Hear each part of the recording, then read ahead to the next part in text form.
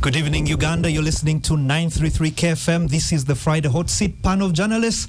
You haven't heard this voice for the last 10 months, but standing in for the old man is Kwezi Tabaro. And as usual, on Fridays, we discuss the major stories of the week. And today we're dissecting the new budget, as well as the express penalty scheme that has caused traffic in Kampala to collapse to a crawl. Well, apparently there's an announcement from the Ministry of Works and Transport that temporarily suspends the express penalty scheme. To discuss this and more topics, I'm joined in studio by, I will be joined shortly by Obed Katurebe, who is the acting head of the Uganda Media Center.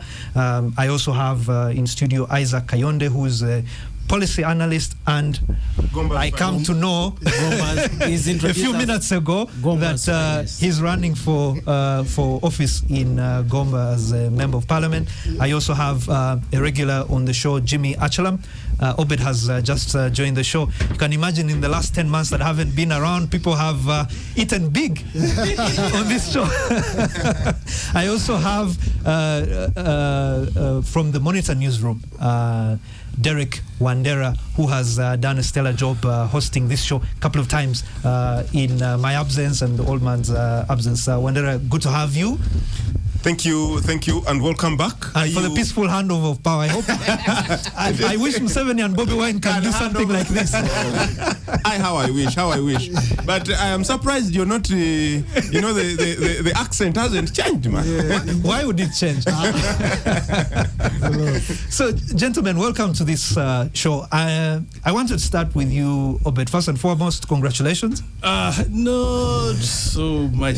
This is from me, not from the show, because this is the first time. We all have to congratulate him because we are happy, because it's good to know big people. For 4 years, like, you can even act until you die. Well, depending on your performance on this show, your appointment might be confirmed. But I've read a few of your op-eds in the dailies, and I think you're doing an interesting job trying to defend. Thank you. Back down here before, I think for some time it was. Yeah, some sabbatical at times is required. But now as a big man, you have to be in all the spaces. Right? Absolutely. Okay. Yes, and this is probably the kindest I'm going to be to you on this particular show. But Obed, please explain to me this budget that was read by Finance Minister Honorable Matia Kasaija, who's probably the most popular member of cabinet in Uganda currently, at least internationally, for his statements. Who comes up with the themes for these annual budget speeches? Because this one was quite a mouthful. I'm trying to remember it. I don't know if the minister can even recall it off his head without having to refer to a piece of paper. I'm trying to look at the copy of the New Vision here that came out today. So the title of the budget, if you can, it's here. So the 2025-26 budget theme is full monetization of the Ugandan economy through commercial agriculture, industrialization, expanding and broadening services, digital transformation, and market access. Well, on the theme, guys, you must realize technocrats are not journalists. Journalists want something crisp, short, and to the point. These guys didn't go via newsroom like you, so they really want to explain everything in one sentence. But shouldn't they pass this by you, communications people? Not really. That we have to input. You might input, and someone will say, no, this is not explaining enough to what we intend to tell the people. So there is a huge difference between typical civil servants and you, the media. The media want the way you do things. You know how you do things. So it is always a big push. But anyway. For whom do you read this budget? Ugandans? Ugandans, of course. Don't you think Ugandans should be communicated to in a simple enough way that they would understand? I'll disappoint you. Probably the length and the touching every sector, probably that's even much better for the general Ugandans, not you, the elites. No, but I saw an interesting thing about the speech. I don't know if it's a tagline by the Ministry of Finance or it's a government of Uganda tagline, doing more. I found it very insightful. It's simple and clear. To you, the elites. Tenfold growth strategy. Yes, that's very clear. To you, the elites, but the typical grade 3 teacher in China Mukaka and whatever probably would want something that is a little bit explaining and lengthy. Okay. So summarize for me this 72 point something trillion budget. What are the priorities in there? Well, but it's there for everybody. Maybe if you missed the budget speech, but you can see a big emphasis on agro-processing, agriculture, agro-processing, security, no doubt about it, energy, and roads. This is then, not very of course, different. Science and innovation. This is not very different. Tourism. This is not very different from the speech that was read last year, Yes. because the same sectors that you've identified. Yeah. For me, a better question would be, what is your report card for last year's budget? 2024, 2025. Matia did quite impressive. If you were to give it a score, you speak for the government of Uganda. He did quite impressive work, and maybe that's why his speech was lengthy. He was sector per sector. If it was tourism, he gave you how much has been achieved in this financial year. If it is in agriculture, how much have you exported? They export credit. If it is in the energy sector, he gave the details. We know 2,000 megawatts. 2,000 megawatts that have been added on. If it's roads that are ongoing and those that are going to be brought on board, he was very explanatory on clear on that one. Sector per sector, he gave a report of what has been achieved and what is in pipeline to be achieved. If it's in the oil and the gas, he told you how much has been put and how much we have gone in terms of even constructing the eco pipeline and when it will be completed. I think without a doubt, it was very, very, very, very well put. There's nothing he left. He gave the how far we've come and what you were projecting, where we should be sector by sector. In your own assessment as government, what score would you give yourselves out of 100 for last year's financial performance? To be honest, if I'm to give it in the current grading, probably it's A. So 90%. I deny myself A plus, because if you say we're talking about inflation retained at 3.7%, if you're talking about the poverty levels being reduced to 36%, if you're talking about the inflation growth, economic growth. So if you're talking about 51% of the debt to GDP, which is not alarming, if you're talking about security, there's something we tend to scat around. There's a bomb that went off on June 3rd, Matters Day. Yeah, it went off with the suspect. It didn't bomb Ugandans. It went with the Ugandan died, the border person. Yeah, those they were carrying, they know why they were carrying. But you're talking about tourism figures. Don't you think that tourism is threatened by such incidents? No, they didn't hit any target of. It was mitigated. It was mitigated. Those that were carrying it went with it. I think Kayonde is doing a stellar job trying to be your. Not really. That is always like that. I fully support that were the safest country, probably more safer. I don't want to compare More with some safe. others. You know? That's why refugees cross. You'll be shocked. You've just returned, but once you go back to where you used to live, you'll be shocked. You have more Arabs of the original Sudan. They cross how many countries, but they feel safe in Uganda. Why? So security and everything.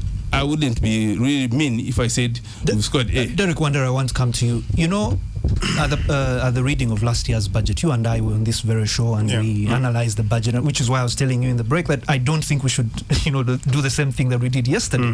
But I was saying that, I've been away 10 months. I came back only Wednesday night, and on the way from the airport to, wherever I was staying, driving on the expressway and the Northern Bypass, not much has changed. The state of our roads, barely much has changed.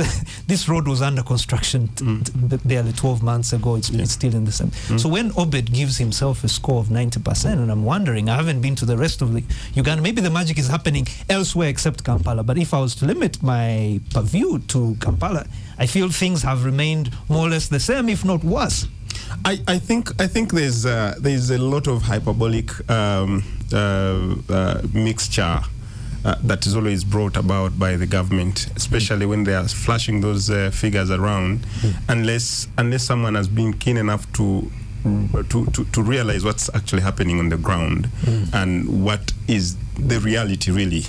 You would be easily carried away by the flowery and colorful figures by either the Honorable Matia Kasaija or the President himself. So let's talk about the figures, because I remember last year when we were in this very show, the budget then was about 56 trillion. Yeah. Now it's 72 trillion. Does it mean that government of Uganda has close to 20 trillion more to spend this year, or not necessarily? Correction, Mr. Kwesi. Even last year's budget was 72 trillion. So it's the same? Yeah, we have increased by maybe 0.3. 0.3, Okay. yes. Oh, the other one was the previous one of 50 something. Yes. 54 was The previous one, yeah. what they had passed, but then there was an supplemental. an adjustment around recapitalization of debt, basically debt rollover.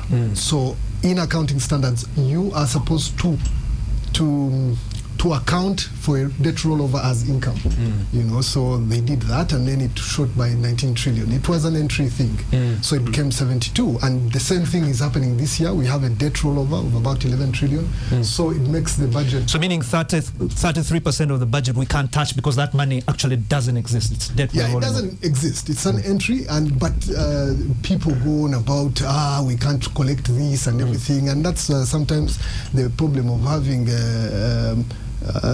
uninformed people discussing very technical issues like budgeting and planning. So tell me, what is very technical about this budget? Because I was talking to Obed earlier, and he told me the reason they choose this long and windy language is because they want to speak to the common person. But how are you going to speak to the common person in even more sophisticated language? Well, I mean, if you're petty, you may get lost in the many words. In the sense that I think you don't need to lose the focus of what the budget is when they give it to you in the silos that they give it to you.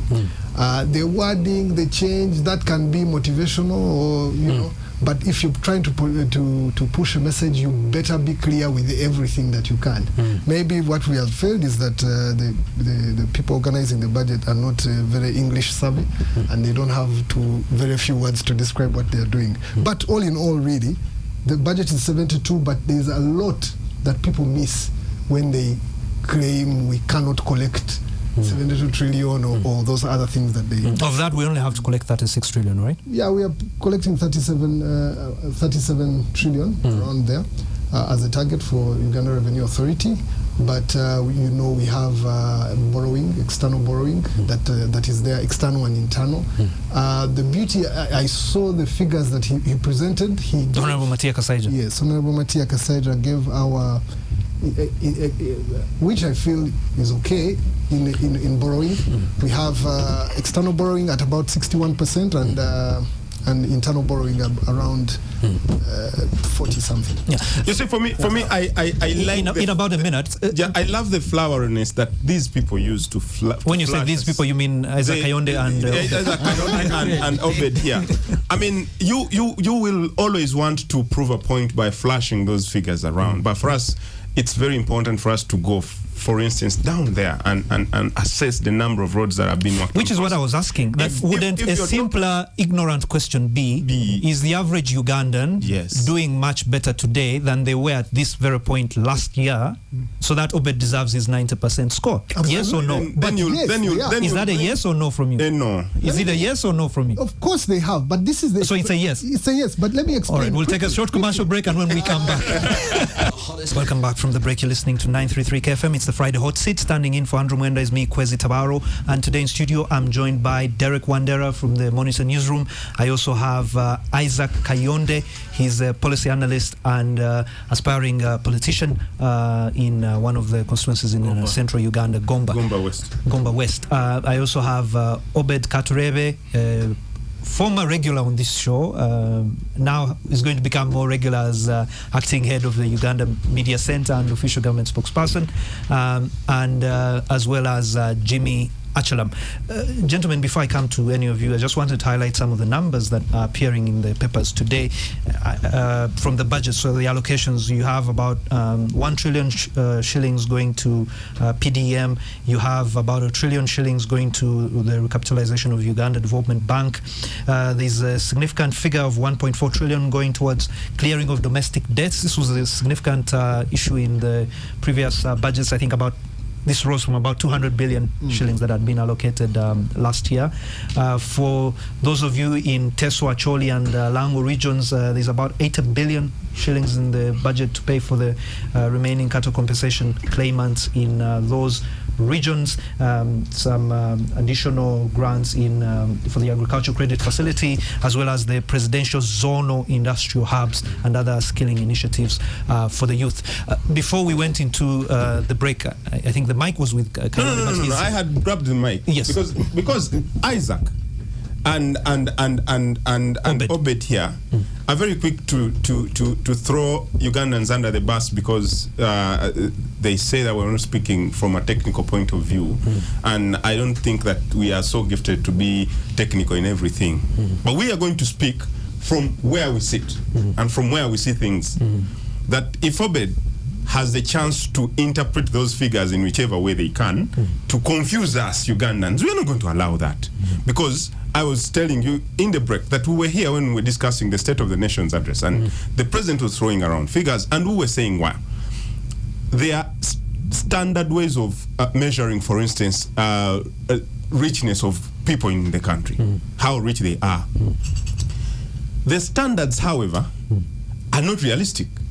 But realistic in what sense? In the sense that maybe not Obed how here, rich they are or how their lives have improved. or how their lives have improved.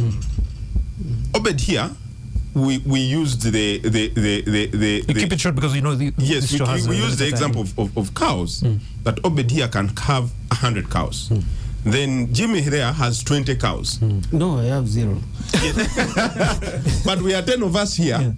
If he has 100 plus 20 plus 20, me I don't have, you don't have, and we are 10 of us here. They are going to say at least Every Ugandan has 12 cows. every Ugandan, or at least 10 of the people who are in that building has about 12 cows. 12 cows. Which is unrealistic, which is not true. No, but that for us, can be now for us. contested. So what are you contesting? That For us, what we are contesting that is the poverty figures that the minister is talking about that when are not accurate. and when the president, when the minister comes and says we have grown in terms of poverty, in terms of being Poverty rich. reduction. Yeah, in poverty reduction, we have grown, we have improved. That now you find that every out of every 10, maybe only 3 are poor. It is not true. It's because of the income inequality that is so But even that, he said, huge in the our country. income inequality has gotten better in the last 5 years than it has been. The Gini coefficient is now somewhere in the region of 38%, or 41%. What I can tell you is, again, that one is also very relative. Because if Obed So are you contesting the methods that the government is using, For or me, the veracity of what they are saying? No, for me, I'm contesting the veracity with which they are saying the things that they are saying. Because at the end of the day, you get to the person. Derek, I'll need to come to just Jimmy. Yes, says Jimmy. that the figures, they don't reflect the reality on the ground. Yes. So how else can we represent that reality? Because the figures, by their very nature, statistics are supposed to be representative. And unfortunately, that's the way it's done. But if you go on the ground, the transformation, how have the people's lives been transformed? Are we really getting out of poverty, or is it real? But Jimmy, on this one, let me step in defense of Obed, because I thought you guys were saying that you have an issue with the figures presented by the minister because they are not accurate, and therefore you're either suggesting a new method of measuring these outcomes that would present a different outcome, or you're saying, look, these are the actual figures, and what the minister is saying is a misrepresentation of facts. No. I don't think for me, I have I feel we deserve better. We deserve better than just the figures that they're throwing out, and we should be doing much better. But than that. You get it? here's my proposal and counter to Obed. Listen, here's my counter to Obed. I'm saying, you gave yourselves a score of 90%, which you're basing on your own. Listen.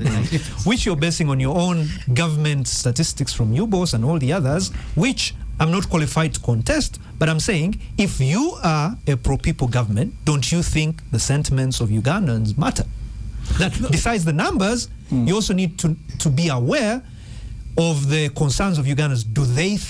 Does the average Ugandan think that they are better off today than they were 2 years ago, 1 year ago?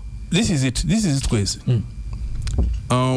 Mankind, by their very nature, always demand for more. When you're out of university or whichever college it is, your biggest concern is to find any job, however modest. That's your biggest desire. But when you get one, now it shifts on how much. You want more, you want now to be paid, you want to look at something that should comfort your life completely. But to Achiram and colleagues, so when you see these foreign direct investments that have come over the maybe last year, when you see the investment in the oil sector, for example, this is something that we all see with our eyes. How many Ugandans have been employed in this sector? In the oil sector, for example, when you see these industries that have across the country, the president was showing them with live pictures and whatever. Who do they employ? They employ Ugandans, but of course they don't sweep all Ugandans that are looking for jobs off the streets. But at least significantly, they do take on Ugandans. They bring money into this country, and once they bring it, they bring innovation, they bring jobs, they improve on our capacity to export. These are real. How many industries do you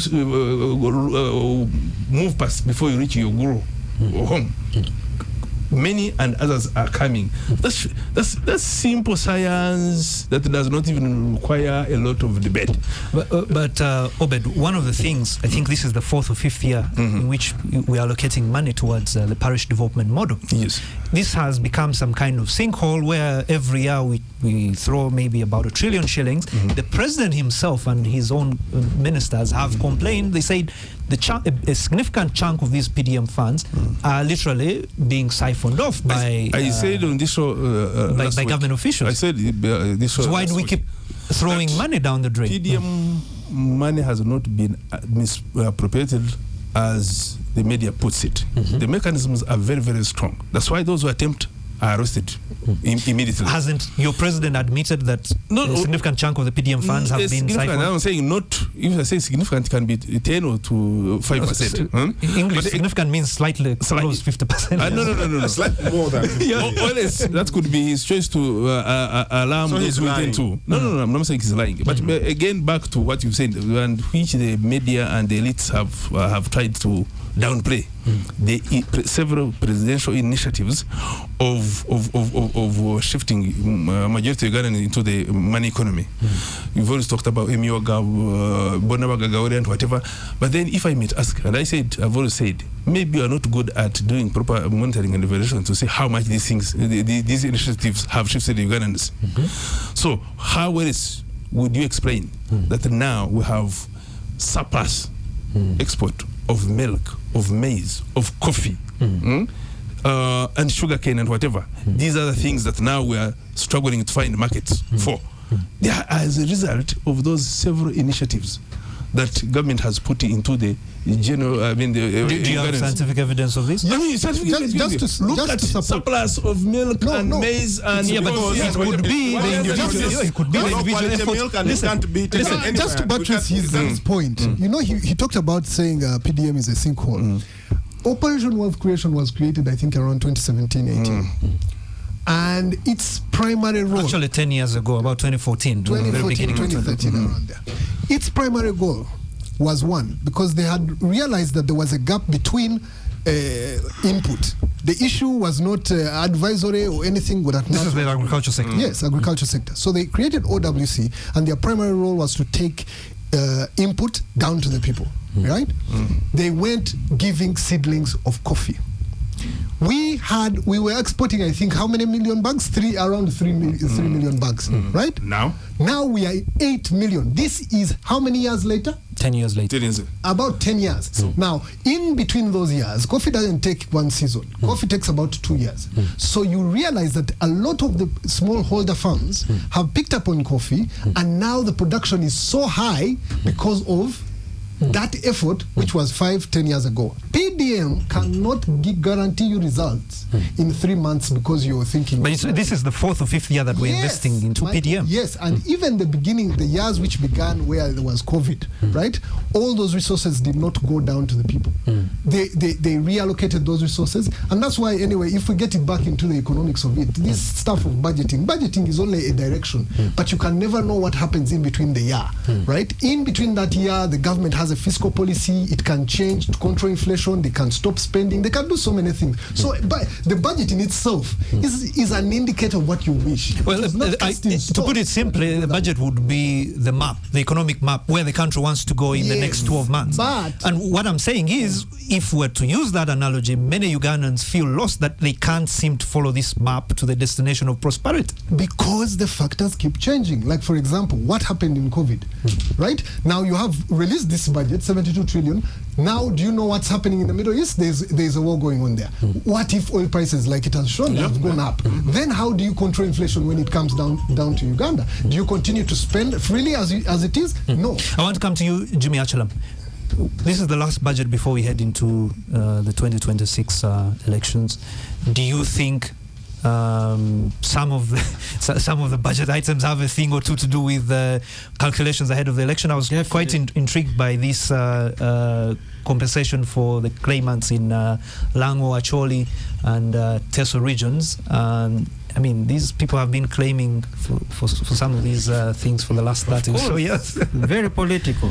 Yes. Just to address many issues so that everything. So you think the president has essentially given up on Buganda and is thinking, how do I appease the North? No, not given up. He's trying to now spread wide. Of course, also, you can't give up on Buganda. Buganda is where the highest population, the economy and everything, but he's also trying to make the other parts, like the cut of compensation. It's been going on for a long time. So Uganda in this budget has about 100 billion. Gentlemen, we'll take a short commercial break, and when we come back, we'll discuss All Matters Express Penalty Scheme. Welcome back from the break. You're listening to 933 KFM. It's the Friday Pan of Journalists, and standing in for Andrew Mwenda is me, Kwezi Tabaro. Today in studio, I'm joined by Obed Katurebe, the acting director of the Uganda Media Center and spokesperson for the government of Uganda on this show. I also have Jimmy Achelam, I have Derek Wandera, as well as Isaac Kayonde, and we are discussing the major stories of the week. The major stories of the week this week being the passage of the 2025-2026 financial year budget that comes to a round figure of about 73 trillion Uganda shillings. Shifting gears, literally, gentlemen, the express penalty scheme. I want to start with you, Derek Wandera. I arrived in the country on Wednesday night, and driving from the airport, I was surprised at the pace at which people were driving on the Entebbe Road and parts of the Northern Bypass. What exactly is the express penalty scheme? The express penalty scheme, for starters, has been suspended. But what was for it? At least 30 days. And of course, that ties into the digital number plates, which project has also been which has also been suspended. To answer your question, yes, number plates? Yes, they have also been suspended. For starters, okay. So the express penalty scheme is a project that has been brought to the country by a Russian company to try, in so many ways, to cut the number of. It can't be a project brought to the country by a Russian company. Maybe it's a project by the government of Uganda with. It was brought into the country by the. So it was not a Ugandan idea. It is not a Ugandan idea. Okay. Yes, it is a proposal that was brought from a Russian company and bought by Ugandan Ugandan So to government. do what exactly? So to curb. Listen, we cannot allow Wandera to get away with it. We can't allow Wandera. Just correcting. Yeah. This was an initiative by government of Uganda, which after those rampant crimes that Listen, I can only have one person speak at a time. Just to help him, it was specifically the 8-point solutions that President Museveni gave after the death of Kawesi in Parliament. Yes, that's what I was. So it was one of the 8. It was one of the 8. That was the digital number plates. Yes. And to do with security. And he was very explanatory about it yesterday. Yes. However, this thing of express penalty I'm asking scheme about the EPS, yes, It is very different, and somehow it ties into the digital number plates. But the president even explained it yesterday. Okay. But the idea wasn't about the express penalty, and he was very particular about it. Yes. It wasn't about. It was about the security. Yes. So it comes in. And because they felt that we are having so many accidents, which is very true, so many accidents on the road, there's lots of traffic congestion in most of the cities and stuff like that, and these borders. So you want to cut the speed, you want to cut to cut the number of... so increase road safety. Increase road safety, to say the least. So how does this express penalty scheme achieve that objective? So then it had to then address the speed limit issue that in the city like Kampala, where it had always been 50 kilometers per you hour, can drive at 50 kilometers so per hour. it's cut to 30 kilometers per hour. On the highways, which was at 100 kilometers per hour, it was cut to 90. In other centers, which are community-based, for instance, if there's a school nearby, if there's a community, a market or whatever, it was also cut at 30. However, that wasn't the issue. The issue came with the penalties, the fines.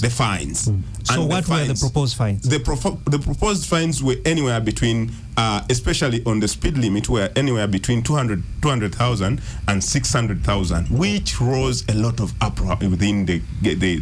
So let me stop you there, Obed.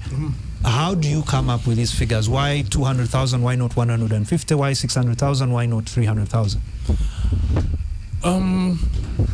I think that's where the problem came from, about the figure. Like he said, it is the same company that is handling the digital number plates, which is deliberate, which we agreed with the Russian company to undertake.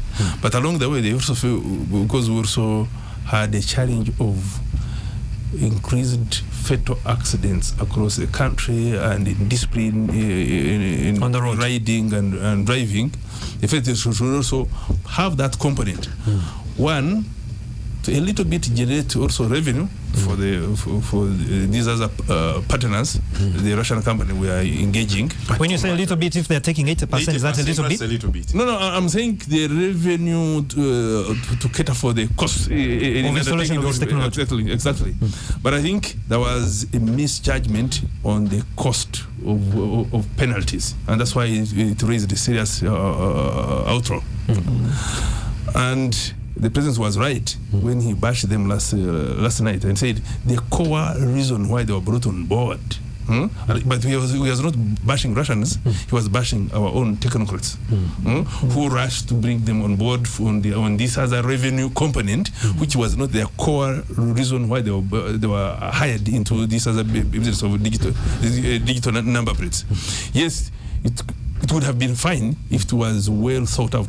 If there was serious stakeholder engagement, you cannot arrive that one minus engaging people who in the transport sector, comprehensive discussions that we're having now, because our roads are still congested, we still manage them manually, even when we have those traffic lights, we've just been moving across, you see, traffic men just, how would you, because the machine will still take the penalties. So there was it was rushed, and I personally don't know why it was rushed. Yeah, hold your point, Obed. Doesn't that then give credence to what Wandera was saying, that this was an idea brought by a Russian company, not necessarily initiated by the government of Uganda? Because if you work with government of Uganda, you've worked for government of Uganda for a long time, you know how policies are generated.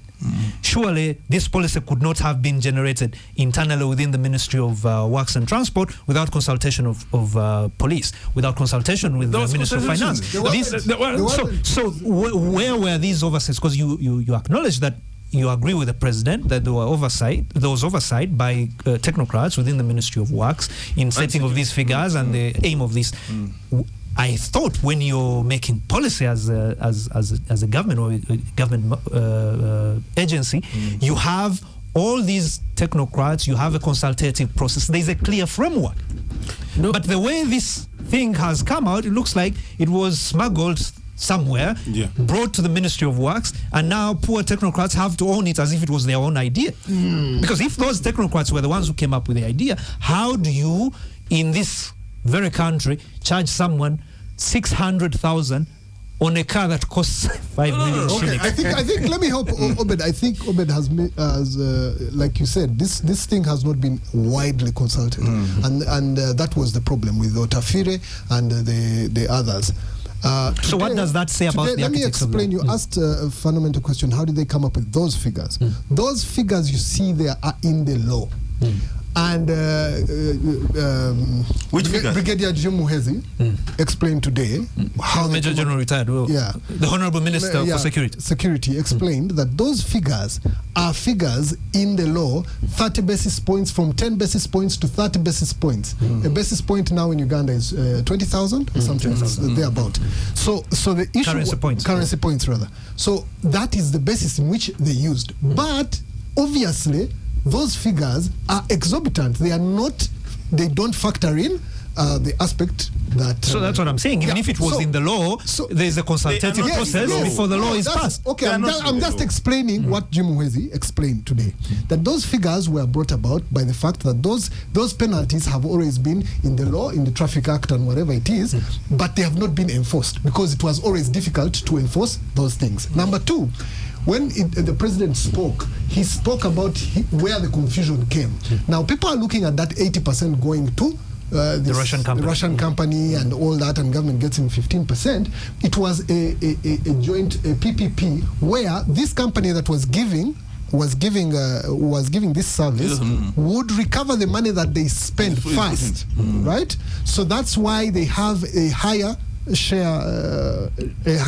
of the revenue than others. Museveni actually says it's a mistake. Yeah, it is a mistake. So gentlemen, let me pause. Out of this thing that it has a thought process to it, and I'm only explaining the thought process. But where I'm disagreeing with you is if there was an end component, whatever it is you're saying, clearly it was not well articulated, because if you have a government policy or a policy statement, you have a policy objective. So what was the objective of this policy? Because it looks like the objective of this policy was collect as much revenue as possible from errant drivers. That surely can't be the police of a government.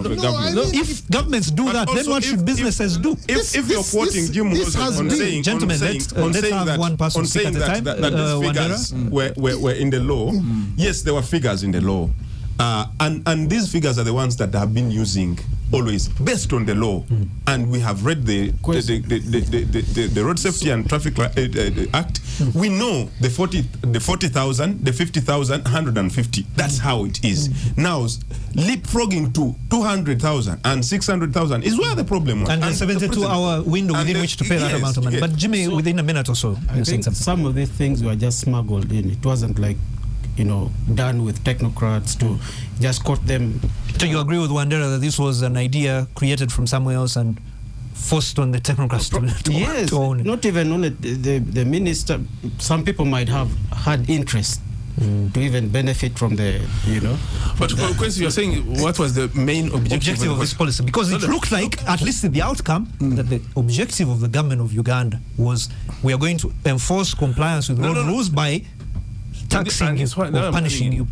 Kwesi and colleagues on this table, and if our listeners, do we have a serious challenge on road management in this country? We do.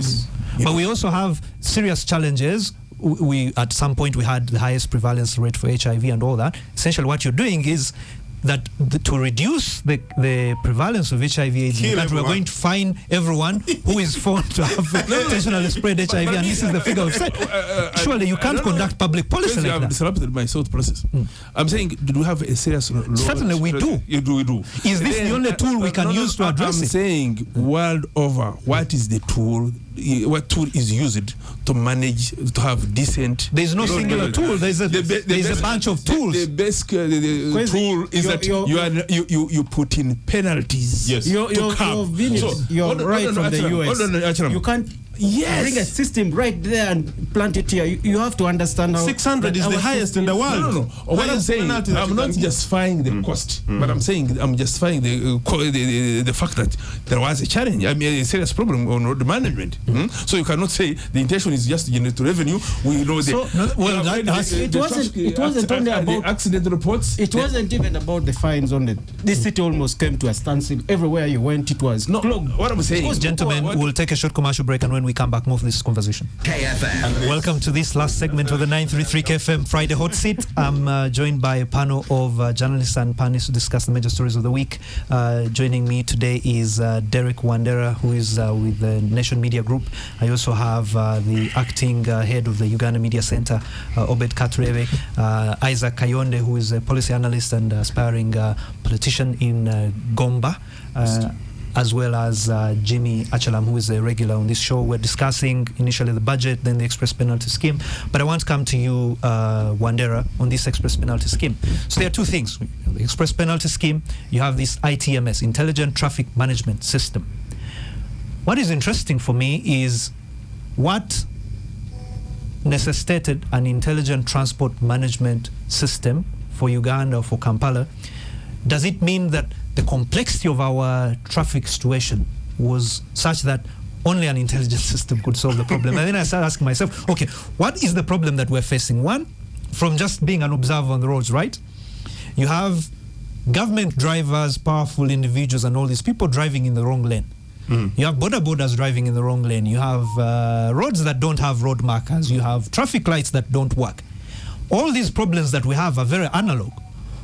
So how does an intelligent system resolve analog problems? There was no. I'll come to you. There was no intelligent system. What do there you was mean? Nothing. So ITMS is not intelligent? It wasn't there. It wasn't there. Do you know when most of these traffic lights were put? No. These traffic lights. I mean, the cameras were put way back in 2020, and that's when the camera system started operational. I mean, like the countrywide. Road camera network. Yes, road camera network.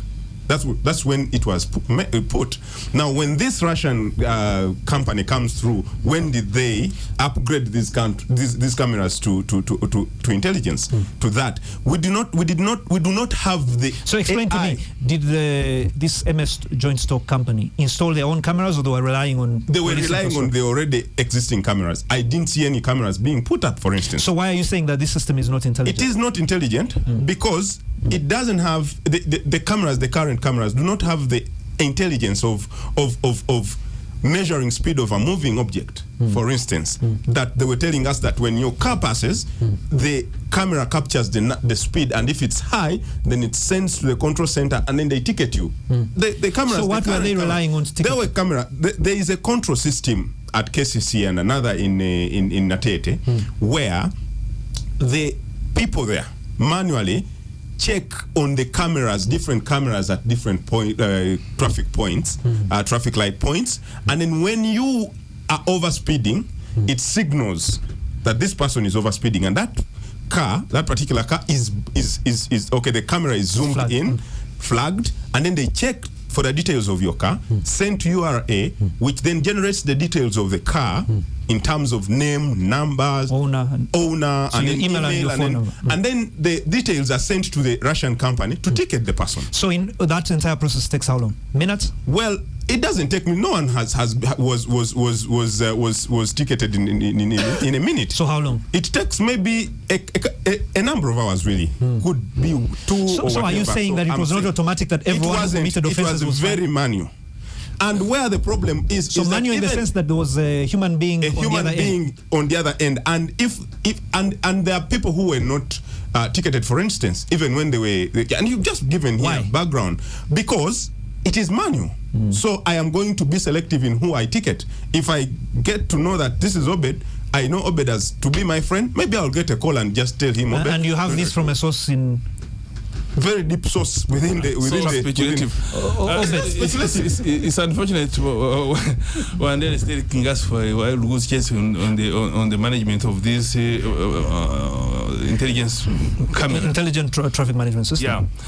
I don't want to claim that I have vast knowledge on how they operate and whatever, but there are two unfortunate situations. The unfortunate situation is that we probably rushed it, hurried it, minus understanding some other complexities that exist in managing such a critical project we're undertaking. For example, we're talking about where we end up managing traffic manually, and then you have these other machines that have no idea of what you are doing. Then congestion in some space. Roads, some of them lack proper parking spaces where you end up stopping in the middle of the road to offroad or to take on passengers. That notwithstanding of the some challenges that we harried, we need such punitive measures. And this is where I'm coming to. Such a reckless society, lawless, used to a laissez-faire lifestyle, and so one can probably say the same about their government. No. Listen to this one. Because let me come to you, Obed. But I mean, look, Kwezi. It's so. And on this one, I'm actually very sympathetic with the government of Uganda because I agree with you on everything. I know you have moved across this country. You've seen discipline some of our neighbors. Got Tanzania here. You see reckless behavior from Kampala to Mutukura, but the moment you enter into Tanzania, you see Ugandans disciplined. But Kenya is also not very disciplined because of the gentlemen, we have a very short time. When you cross over and see how disciplined people exercise down south with our neighbors, we get disciplined. But here, let's fair, we don't want to. And I'm telling you this one, I saw it. You remember when we were bring national identification? Yes. Serious objections with the likes of Wanderas. People ended up not going for registering, and I remember some Syrian politicians even missed out being voted. One of them is Mao. Listen, let me come to you. Let me come to you, Obed, because I entirely agree with you. The question for me is whether Ugandans can trust their government with its intentions, because it's not. You asked what tools you have at your disposal. Do you know the government of Uganda has a statutory instrument seated somewhere? It's called the Traffic and Road Safety, or otherwise Demerit Point System Regulations 2023. What was the aim of this demerit system?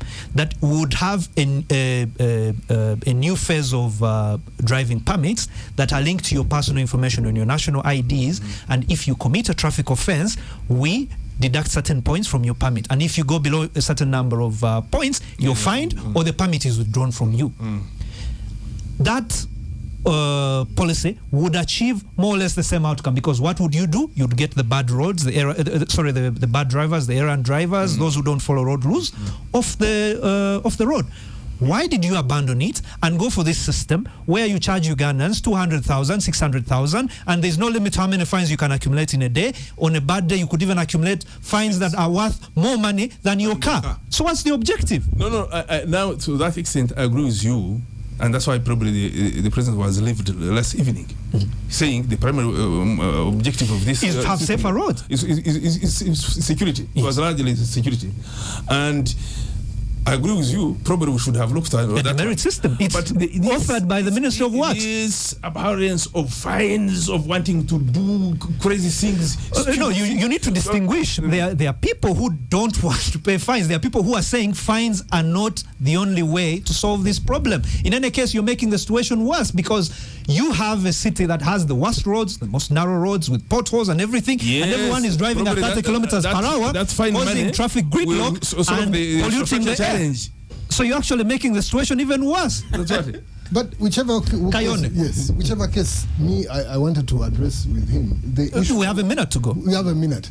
I don't think this was a well thought out execution of the project. The project in itself is a very, very good project. As many who have traveled around the region know that it works effectively. This 30-kilometer thing is also I think they derived it from some international standard which is out there.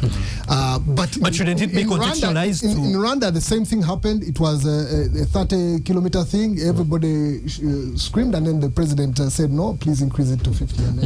But it works efficiently. But the question is, after this mishap, do you think Ugandans will trust any other initiative by the government of Uganda? Because it looked like government was more interested in collecting revenue. It didn't care anymore about the safety of road users. That perception has to change. But Ugandans have since accepted efforts. July 15th will be the determining, depending on what they have adjusted. Of course, we are not going to allow paying this. Anyways, gentlemen, thank you very much for joining me today, and thank you, our dear listeners. We'll be right back next week with an even bigger panel. Good night.